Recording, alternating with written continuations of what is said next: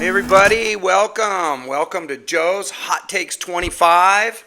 Got it right there. And this is now season 2. So we made it through a whole year. I'm so excited. This is season 2. This will be episode 1 for season 2. Let me get my glasses off so I can actually see what I'm doing. I'm going to put a little light on the subject. Before I get started, season 1, great season. We got 25 hot takes out. And if you don't know, I wrote a book. There it is. And it's called Mic Drop, 25 Takes That Make You Think. And so all of the 25 podcasts that we did in 2025 are now in this book. And it's a real easy read. It's kind of fun. 4 or 5 pages to a chapter, 25 chapters, great topics. Fun book, enjoy. Amazon and Barnes & Noble. Available on Amazon, Barnes & Noble. Also, while I'm plugging, I have my book, The Cop and Me, that I had wrote last year as well. Pretty easy read. A little story about my life and where I came from and where I ended up. And here we are today. So Barnes & Noble and also Amazon, this book is available. So yeah. Get your copy, reach out to me, and if we can meet up somehow, I'll be happy to sign your books for you. So, without further ado, let's jump into Joe's Hot Takes 25, Season 2, Episode 1. Wow, I'm still blown, my mind's blown. I didn't think I'd be sitting here a year later doing this, but I am, and it's been so much fun. And I'm just going to continue. So look for part 2 of that book at the end of next year. So I'm really stoked, you guys. Thank you so much for anybody and everybody that's seen the podcast, picked up the books. Share it with your friends. Hopefully there'll be some information that somebody can get some use out of, or maybe a laugh. Certainly, I'm fun to laugh at. Look at me. People that say God has no sense of humor. Yeah. Okay. Today, let's talk about something that I think a lot of us do it, but we don't know why we do it. We think we know why we do it, but let's find out. So we're diving into a subject that's, it's kind of controversial, actually. And no, it's not politics. No, not UFOs. Not even pineapple on a pizza, which I kind of like, actually. But I'm talking about recycling. We hear so much about recycling all the time. Oh, you got to recycle and save the earth and save the planet. And the turtles are going to get straws in their nose and then they can't breathe. Or the turtles are going to get caught in plastic. And let me tell you, plastic is a problem, folks. Our oceans are plagued with plastic. And on a side note, I would say our human bodies, if you do a little checking, a little testing of fat cells in the human body, see what you got in there, probably going to find some plastic products. But that's not really what today's about. Today's more about recycling. So, we've been taught since we were little, it's good to recycle, right? It's a good thing. Toss the cans in the blue bin. Feel good about yourself. Save the planet, all that stuff. But is it really that simple? Or, my question is recycling one of those sounds great in theory things? The idea sounds great, but it doesn't really pay out with any revenues in the end as far as for saving the planet. Let's get into it. Let's jump into it. Let's hit segment 1 here. It's interesting. What we think recycling is, I don't know. Let's just get to it. What can we recycle in the United States? What is recyclable? And most of us are going to go, oh, plastic bottles and our cardboard boxes and paper products and plastic bags and all kinds of stuff. Everything's recyclable, cardboard, so on and so forth. Well, let's talk about that. So I was going to say newspapers, but I mean, there's really not a lot of newspapers out there anymore. Paper and cardboard. Let's talk about that. So most cities allow recycling for paper and cardboard, metal, glass bottles and jars, plastics. All right, let's talk about it. Paper and cardboard, newspapers, junk mail, which we have a plethora of, cereal boxes, pizza boxes, if they're clean. Don't put a pizza box with melted cheese and pizza crust in it in your recycle bin. You're going to contaminate. We'll talk about that. Metal. What about metal? Aluminum cans. Awesome. Everybody knows about aluminum cans. When we were kids, we used to, stand on it, poke the sides, crush it down. I never took them to a recycler, but other people would collect cans. Steel food cans. Those are recyclable. Sometimes even aluminum foil can be recycled. What about glass bottles and jars? Green, brown, or clear? I don't know. Can we recycle those? Let's find out. Plastics. Wow. Mainly rigid plastic bottles and containers. I think we can, maybe. Sounds good, right? Easy peasy. We just take the plastic, take the cans, take the paper, throw it in the recycle bin. It's awesome. We saved the planet. We feel good. All right, so here's a reality check. Things like plastic bags, styrofoam, greasy pizza boxes, electronics, batteries, yeah, those can't go in your curbside bin. Sorry, folks, can't do it. They either need special handling or they're just trash. It's just trash. Here's a pro tip. Everything needs to be, if you're ready for this, this is going to take recycling to another level for you. It has to be empty, for one. Whoops, get my hand in there. Empty, clean, dry. Has to be those three things. So your peanut butter jar you kind of rinsed it out, but it still got peanut butter around the edges, no good. If you throw that in your bin, you may have just contaminated the entire batch of recyclables that are with that. Think about that. You throw your dirty pizza box, your dirty peanut butter jar, things like that, you're probably not helping. You're hurting more than you're helping. Okay, this is what I've found. So let's jump into what we call segment number 2, the harsh truth.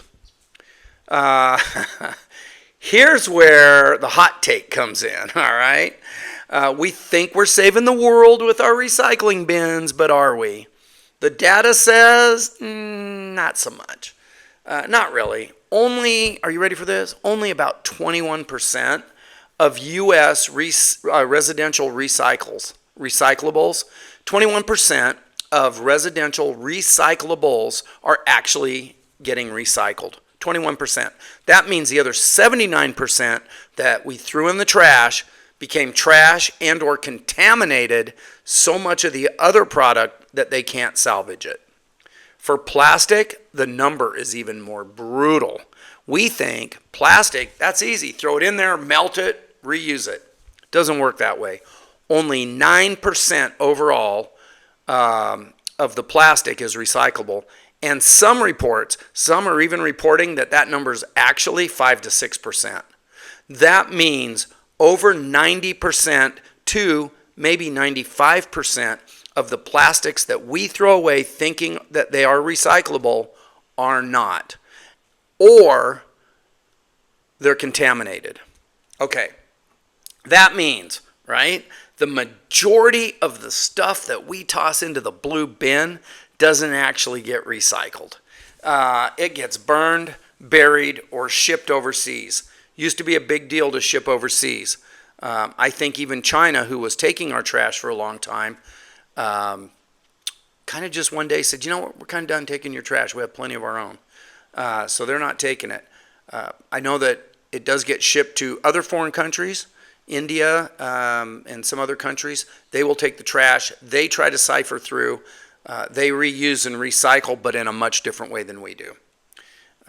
Recycling in some of these countries is simply rinse out the bottle and reuse it.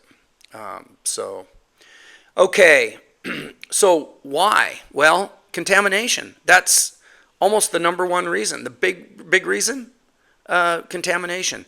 Another problem, people throw plastic bags like from the grocery store into their recycle bins. Those plastic bags actually, if they get through, will tangle up into the machines and actually cause problems. Another problem is food waste, and I talked about that. Your dirty pizza box with grease and cheese and crust in it, no good. Halfway cleaned out peanut butter jar, no good. Got to clean it out completely. You got to take the time to clean it. Plastic bags, do not go and recycle, okay? Do not. When you put contaminated products in and it works into with paper or cardboard or other things like that, then it contaminates everything. So that's why it has to be cleaned. And for us, there's things that we call wish cycling, right? Wish recycling, or wish cycling. And we go, oh, I've got this garden hose that's got 4 holes in it, and I'm going to throw it away. Oh, wait a minute. I'll recycle it. It's rubber. I'm going to throw it in the recycle bin. No. Can't go in there. So we end up throwing a lot of things, thinking that we're doing the right thing. We throw a lot of things into the recycle that can't be in there. So we feel good. I feel good. I cleaned out my garage. I put some stuff in the recycle bin. I saved the planet. I actually caused more problems because I put the wrong stuff in. Okay, segment 3, why recycling isn't always working. Why is that? Why is that happening? And there's a few reasons. I did some research. I always say this in my podcast too. I'm doing research, but I want you to do research. I want you to fact check me. Make sure that the information I'm giving you is accurate. Because if it's not, you need to call me out, right? There's nothing worse than a protester standing on a corner screaming and yelling about something, and they're really screaming and yelling about the wrong information. So I know a lot of people have challenged me on this recycle thing because I'm not a big recycler, and that this is part of the reason why. And, it's like, well, you should recycle. Well, what am I going to recycle? I'm not going to first of all, I don't eat pizza that often, so I'm not going to throw a pizza box in there. Plastic bottles? Yes. I can put those aside, but here's the problem. 2 or 3 different types of water bottles, plastic water bottles, may not be able to work together because the chemical makeup in each of those bottles, the chemical compounds used in that plastic may be different. So again, we're contaminating through cross-pollination, cross-contamination, okay? All right, so let's talk. Material type, aluminum cans, great. Glass, pretty solid. Plastics, kind of a nightmare, and that's why. Different plastics don't mix. They melt at different temperatures. Many are layered with different chemicals than the others. So when you start trying to melt them together, you end up with a mess. A toxic mess, by the way. So keep your bottles. If you're going to recycle your bottles, your plastic water bottles, either keep the same bottles, the same manufacturer, the same product, always use the same one so that when you're throwing those bottles in a recycle bin, you're not contaminating. Those can get recycled. Okay, like I said earlier, right? One greasy pizza box can trash, and I mean that in the nicest way, can trash an entire batch that's going into a recycle center. Keep that in mind. And then there's another thing called market demand. So who wants the recycled products? Who's looking for the recycled cardboard? Who's looking for the recycled plastic bottles? Who's looking for the recycled glass, the cans? Who's the next user or person or company that's going to pick those up? So even if something can be recycled, it only works if there's somebody willing to buy it and reuse it. And like I said just a minute ago, the problem that we're having with this is when it's time to go buy and reuse these items, are they contaminated or cross-contaminated? Can I even use them? So these are the questions that these companies have. Can I even use these products? Can I recycle these? And the answer in a lot of cases, as we heard, somewhere near the 90% range, or no, we cannot. Okay, so where does it end up? Landfill. There's another thing that's attached to recycling that we don't always talk about, and that is the cost. So your cities, your municipalities often spend more money on trying to recycle products than landfilling. In other words, it would be cheaper for them to just throw this stuff in the landfill. It's more expensive for the cities, the municipalities, to sort, clean, package, whatever, these recyclables. So, and we think, well, that's okay, they're still helping the environment. Well, okay, but who's paying for that? We are, right? Us taxpayers. Taxpayers are paying taxes so that the cities can spend more money trying to recycle than just throwing it away. Now, I'm not trying to take a side. I'm not trying to have an opinion. I'm just trying to point out some information, some facts and information that I have. I support recycling, and I want to be clear about that. I absolutely support recycling. I absolutely support cleaning up. I don't like seeing trash on the side of the road. I don't like seeing landfills overfilled. I don't like seeing plastic floating in the ocean. So number one, we as humans have a responsibility to pick up our trash and put it in the proper places, in the garbage, and make sure it gets to the garbage. And if you want to recycle, then do it responsibly and recycle responsibly. So I'm not saying I'm against it. I'm just saying if you're going to do it right. I don't always do it right, so I don't do it. And I don't know if that's just because I'm lazy or I don't know what it is. I don't. I'm not going to sit there and go through my trash, clean out every peanut butter jar, and make sure everything's nice and clean and properly separated into its category of aluminum or cardboard or paper or plastic bottles, but of the same make. It's a lot of work, folks. Okay, sometimes we think that everybody's doing a great job, but when you talk about the specialized trucks, the sorting facilities, and all the labor that goes into recycling, sometimes these cities just kind of back out of it and go, yeah, we recycle, sorta. And they're not really doing, excuse me, as much recycling as you think they are. That's something that you can check on with each of your municipalities. But there is definitely a significant cost to it. So let's talk about in the world of recyclables and in our world of what's causing problems with recycling and landfilling and our oceans and our bodies. Wow, I can keep going. The real villain? Sorry, folks, plastics. Plastics, and they're everywhere. They're everywhere. I'm looking at my computer that has plastic in it. My glasses have plastic in it. The microphone I'm using has plastic in it. My water bottle, which is aluminum or metal or whatever, has a plastic top, right? Plastic everywhere, right? So plastic is all over our world. So I don't know what we're going to do about it, but it is our villain. So let's zoom in on plastics. We have all seen the little chasing arrows, those little arrows that go around in a little circle saying, oh, this is recyclable, and they have numbers 1 through 7. Okay, look this up. This is your homework on my research. Those little green chasing arrows with numbers 1 through 7, that you think that means recyclable. I did. I certainly did. I thought if I saw those little chasing arrows in the little circle, the little green ones, it meant green, it meant good, it meant recycle. No. It actually just tells you the resin type. So many of those aren't accepted in curbside programs at all.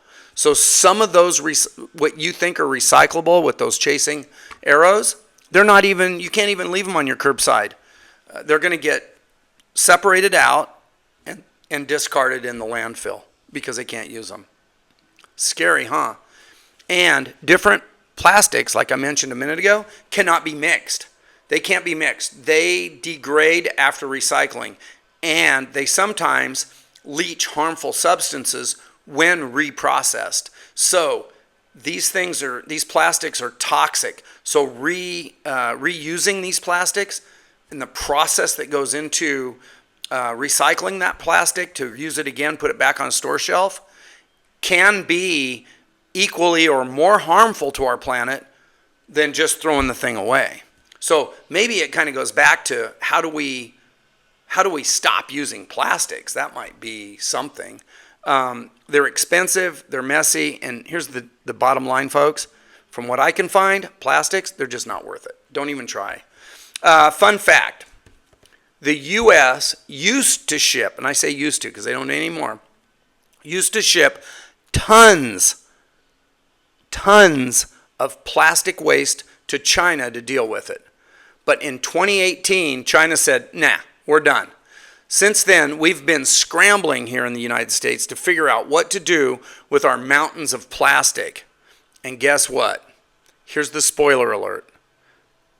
It still ends up in the landfill. There's just nothing we can do with it. So, let's go to segment 5. The question is, does recycling help the planet? That's my question. That's my hot takes. Okay, so the $1 million question. Does it even help? Or is it just greenwashing, right? It makes us feel good while we're really doing nothing. We're actually probably causing more problems by trying to recycle than if we actually just threw it in the trash.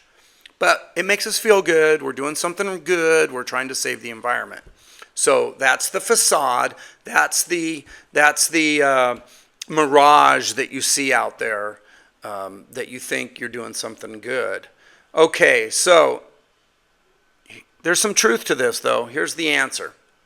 Aluminum cans are recycled at a high rate. The recycling of aluminum saves up to 95% of the energy compared to making new cars. So that's huge. So recycling aluminum, huge. But let's go back to what we talked about before. It has to, number one, it has to be cleanly recycled. 1. 2, you have to have an end user for it. So you have to have a company that's willing to buy it and spend the money to recycle it. Some do, some don't. We produce much, much more discarded material than these companies are willing to purchase. So a lot of it just ends up in the landfills. Okay. So that's big, though, because we know that it is good. Recycling aluminum is a good thing. So we can focus on that if we can find end users and we can provide clean product. Glass, recyclable almost indefinitely. We can continue to recycle glass over and over and over again. That is so awesome. So that's a win. But guess what's the problem? Most glass containers are contaminated. So they're not cleaned out properly. So now you have contamination.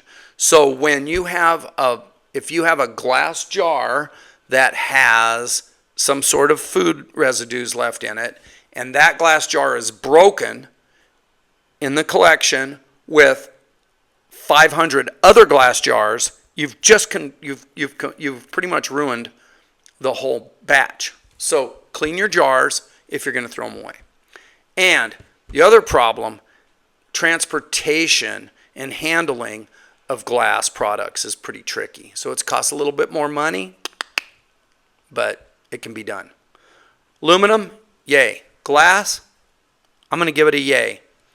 Paper, okay. Paper saves trees, right? But here's the problem with paper. The fibers get shorter every cycle. So it can only be recycled a couple of times. You can't just continually recycle paper over and over and over again. It's good a few times and then it's gone. And back to the landfill. So I'm going to give aluminum cans, yes. Glass, yes. Paper, we'll give you a halfway. And then there's plastics. We're not even going to talk about it. Yeah. We've covered that mess. So yes, recycling can help. I do believe it can help.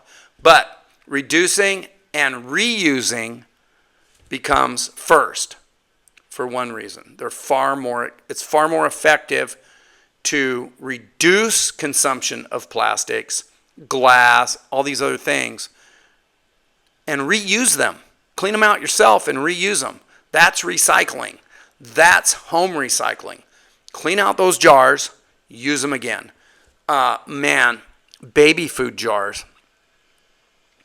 I don't know what it was. I'm not much of a collector of junk, but my father was a collector of junk. And he would take these stupid baby food jars, right, and clean them out. He would clean them, give them that. Pound a nail or run a screw into them up into a shelf, underneath a shelf. And then he'd put like nuts, bolts, screws, nails, whatever would fit in there. And then he could screw it back up. And then you could see, it was kind of ingenious actually, you could see what was in the jar.